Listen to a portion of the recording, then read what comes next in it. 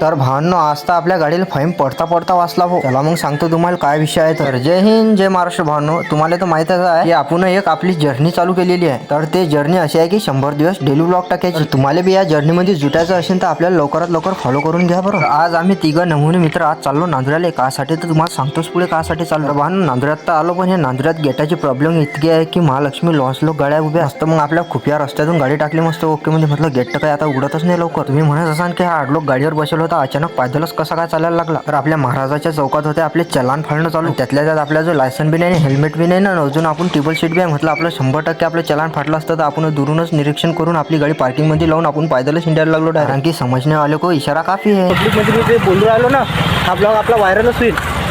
तर व्हायरल करायला आले मी पब्लिक मध्ये बोलू राहिलो कॅमेऱ्याच्या पुढे. एवढं काही झाल्यावर आपण मस्त स्पोर्टच्या दुकानावर आलो. आपल्याला रनिंगसाठी चड्डी पाहिजे होती, तर मग चड्डी ओके मध्ये घेऊन घेतली. मग तेजस नवीन मिनिट भावना आपली